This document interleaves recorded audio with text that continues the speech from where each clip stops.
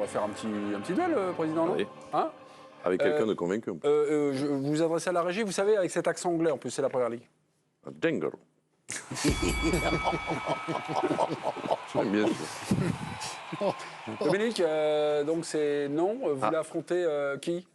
Quel chroniqueur Celui qui a regardé le match. Donc pas Olivier. Guillaume a l'air convaincu. donc pas Olivier. Ah bah ça y est, je viens d'en faire un moi. À toi. Ouais, je suis convaincu. Dominique, vous allez évidemment ouvrir par votre expertise et puis on finira par Sinon, le il peut faire un auto-duel. Parce que vu qu'il a changé d'avis en l'espace d'une heure. Non, justement, j'ai pas changé d'avis. Ben non, si. Non, parce que je suis Le resté sur l'avis que j'avais avant le match. a-t-il basculé Excusez-moi, en excusez-moi. faveur? Le championnat a-t-il basculé en faveur de City? Vous répondez non, Dominique. On vous écoute. Non, parce que là, on est sous le coup de l'émotion de la démonstration de City, et donc on a tous envie de dire que dans la peau du chasseur, City va avaler Arsenal grâce à une profondeur de banc qui est plus importante, grâce à une expérience, tout ça. Mais non, en fait, Arsenal est toujours en tête, avec un match de moins. Arsenal ne joue pas la Ligue des Champions, ce qui est le cas de City, qui peut perdre de l'énergie dans son duel et dans son grand rêve d'être champion d'Europe. Donc c'était une bonne équipe. En ce moment, elle est un petit peu moins bien. C'est simplement un coup de moins bien, mais rien n'est joué, 15 journées et un match retour. Un point de bascule, un gros point de bascule ce soir. Oui, parce qu'aujourd'hui, Arsenal a quand même pris une leçon. L'élève Arteta a pris une leçon par son maître Guardiola. Tu l'as dit, Arsenal, ce n'est pas uniquement juger la culture de l'instant. Arsenal est sur une très mauvaise passe, a des problèmes d'effectifs. Manchester City est sur une phase ascendante. Ces joueurs qui étaient à court de compétition ou moins bien après la Coupe du Monde comme De Bruyne reviennent en forme. Haaland est aussi présent, donc je vois City sur une dynamique très positive et renverser la tendance. Conducteur de l'équipe du soir, le championnat a-t-il basculé ce soir? Si c'est Dominique, c'est non. Si c'est oui, c'est Guillaume Dufy. Si c'est le président, c'est l'excellent Johan Miko et le collectif Johan Miko. Non, je pourrais délibérer, mais je vais faire la passe décisive à notre consultant spécialiste anglais, donc qui est là-bas à Londres et qui a vu notre match. Donc à Vincent, c'est lui qui va délibérer. Vous avez écouté Dominique ou Guillaume? Fais ton papier, Vincent, tu vas être en retard. Faut que t'envoies ton papier. Non, j'ai encore 20 minutes. Non, moi je pense que c'est un tournant. Parce que Arsenal, en gagnant, aurait eu 6 points d'avance et un match en moins. Là, City est revenu à niveau, et surtout City a montré qu'il était tellement mieux équipé, tellement mieux armé. Il y a tellement de différences dans l'effectif. Alors c'est vrai que c'est compliqué de dire que tout ça est collectif quand le match a à ce point basculé sur des erreurs individuelles. Mais les erreurs individuelles, c'est aussi ce qui définit la valeur d'un effectif. Et là, c'est vrai qu'Arsenal vient de prendre seulement 1 point sur 9 en championnat, qui a une petite glissade de fin d'hiver, et que tout ça, voilà. C'est quand même la soirée de City. De toute façon, si on regarde l'effectif des deux équipes, la saison d'Arsenal pour l'instant est miraculeuse. Parfois, elle a tenu un fil, alors c'est pas fini. Parce que je trouve qu'ils ont plutôt des ressources, les Gunners, qui sont plutôt... ils s'accrochent un peu, ils sont revenus de 0-1 partout. Ils ont une balle de 2-1 sur le centre de Tomiyasu repris par Nketiah, donc ils sont pas complètement à la rue. Mais City a plus de maîtrise, et même dans un soir comme aujourd'hui, où il n'a pas de possession parce qu'il s'en fiche, parce qu'il a décidé de faire du pressing pour récupérer le ballon dans des positions intéressantes, on a vu que le match a basculé là-dessus, il est au-dessus en fait. En première ligue, dans la mesure où Liverpool n'est pas là, dans la mesure où Tottenham est trop loin, où Chelsea est très très très loin, et où United est quand même un peu en retrait, c'est une saison où je pense que City ne sera pas inquiété et qu'effectivement le tournant était ce soir. Guillaume Dufy marque le point. Après, je peux poser une question? Allez-y. Par rapport à United qui est un peu en retrait, c'est vrai, il a raison, mais je trouve qu'ils reviennent en boulet de canon. Est-ce que finalement le duel, ça va pas être... On pensait tous que ça allait être Arsenal-City, et est-ce que ça va pas être plutôt City-United?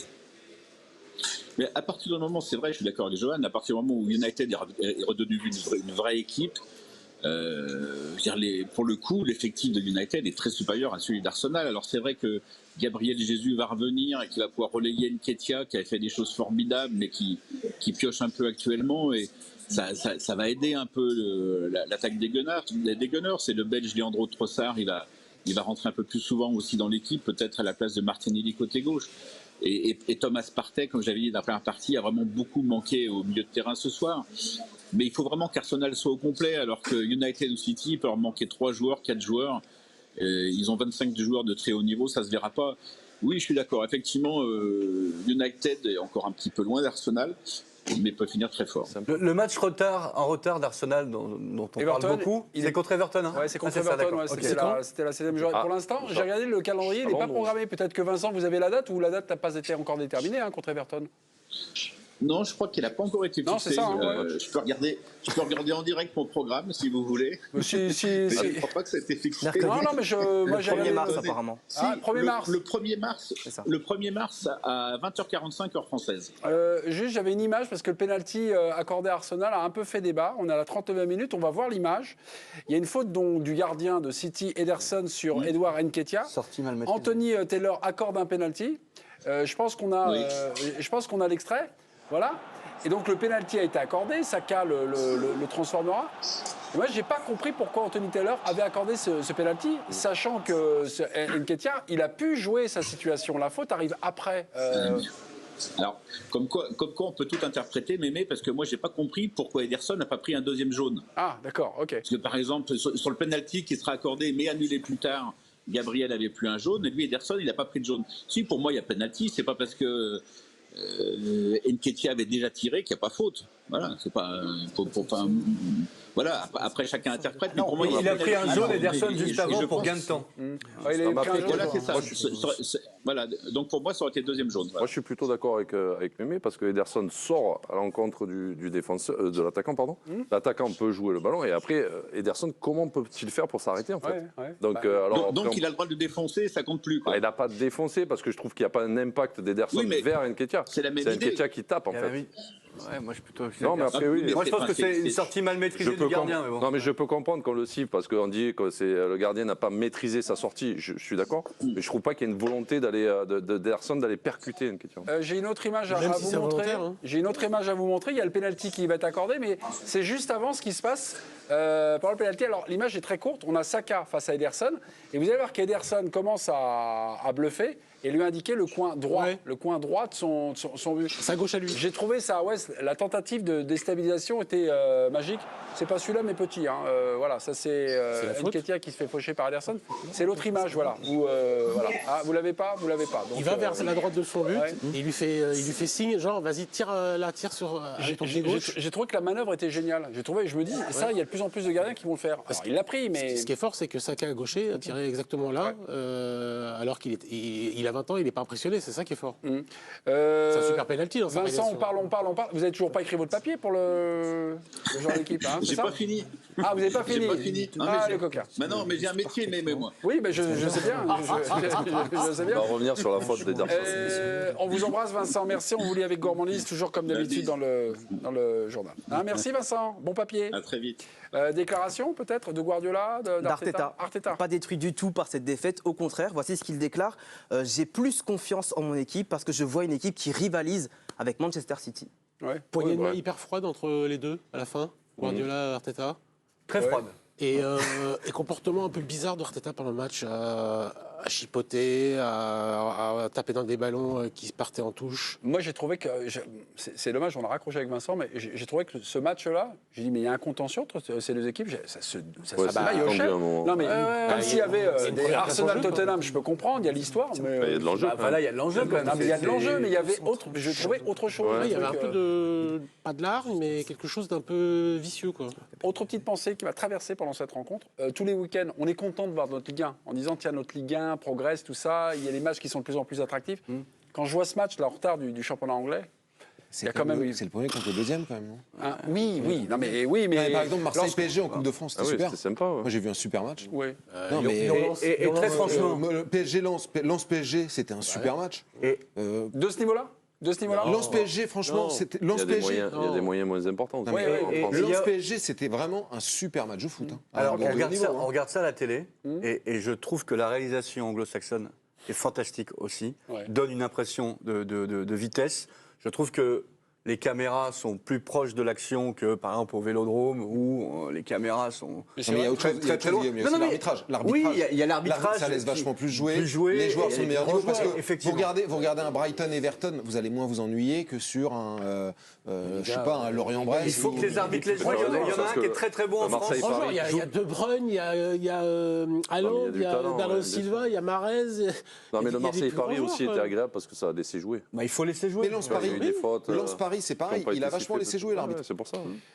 Quelques chiffres, notamment le serial buteur, là, Erling Haaland. Ouais, sur Haaland, on est toujours impressionné. Hein. Erling Haaland, c'est 26 buts en première ligue. Il devient le premier joueur à inscrire 26 buts lors de ses 22 premiers matchs de première ligue. C'est un chiffre complètement fou. Ça rassure Guillaume parce que tout à l'heure il était inquiet. Il disait putain, mais il a pas. Ça faisait longtemps qu'il n'avait pas marqué. Il avait un petit coup de moins bien. Un petit coup de moins bien. Voilà, un record. Voilà. Pour lui. Moi, il m'impressionne pas, moi. Mais il me fait peur. Ah. Il fait peur, non, mais il est Vous trouvez pas qu'il impressionnant, non, quand même, mais il est impressionnant. C'est pas le qualificatif. Non, mais il a beaucoup de c'est un qualité joueur génial. par rapport à son gabarit. Il fait peur. Parce que le but qu'il met, il est fantastique. Parce que la balle, elle vient fort, il contrôle d'un pied, il enchaîne sur le pas qui suit, croisé qui la a frappe. coupé l'oreille, Elle est magnifique. Je comprends pas, Mémé, pourquoi il fait peur. Je comprends pas. Ben, moi, je serais défenseur, j'aurais peur de lui.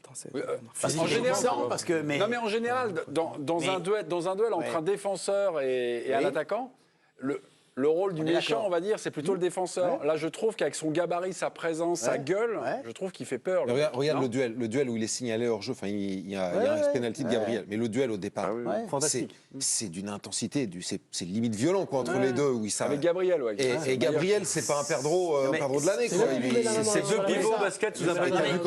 C'est surtout ça où il est impressionnant, c'est l'intensité qu'il met à faire. Mais ce qui est d'autant plus génial, c'est la réalisation technique. Parce que dans ce qu'il fait, c'est puissant, certes, il y a de l'intensité, mais quand il a une réalisation technique, elle est limpide. Sur le but, par exemple. Non, mais il n'y a pas d'hésitation. C'est très fin sur le but. Non, mais même dans toutes les situations de but qu'il a, regarde bien, tout ce qu'il fait, c'est limpide. Il n'y a pas d'hésitation. Tu vois, tu sens pas le mec qui cherche. Il a déjà anticipé, et il fait le geste juste. Même sur le deuxième, Sur le deuxième, tu vois, on peut penser que l'attaquant il va aller seul au but. Il voit que finalement c'est bloqué, il va chercher de suite le mec libre. Quoi. Tout à fait. Et dans le but qui marque, l'enchaînement contrôle-frappe, mais ce qui est facile, il n'y a pas de puissance là-dedans. C'est de la qualité technique. J'appelle ça la fluidité. Comme vous dans vos interventions. C'est un bon consultant, Giroud. Oh, mais qu'est-ce qui se passe? Je ne sais pas. Nous, on a impressionné. Il y a un truc là. Il y a un truc. On apprend à chaque fois son contact. On a regardé le match, on a appris des tas de choses. Notamment sur Rhys James. Sur Rhys James, on a appris pas mal de trucs. Ah, ça c'est votre chouchou, Rhys James. On en parlera un petit peu plus tard. Le doublé de Benzema, on arrive à la case. C'est un bon joueur. Pardonnez-moi. Monsieur Dufy a mis une leçon à Monsieur Séverin. Donc 2 points pour moi. Non, c'est Vincent. Non, c'est Vincent qui a 2 points. C'est moi. Ah, Vincent, il me dit non, je les donne à dernière. Parce que vous n'êtes pas journaliste. Oh mon pauvre. C'est dégueulasse. C'est pas grave. On me dit que Jo vient de demander sa carte de presse. Ah, Vincent vous redonne les 2 points. Voilà, merci beaucoup. Le doublé de Benzema. La commission de la carte n'a pas accepté. On donne les 2 points. C'est moi qui l'ai pas accepté.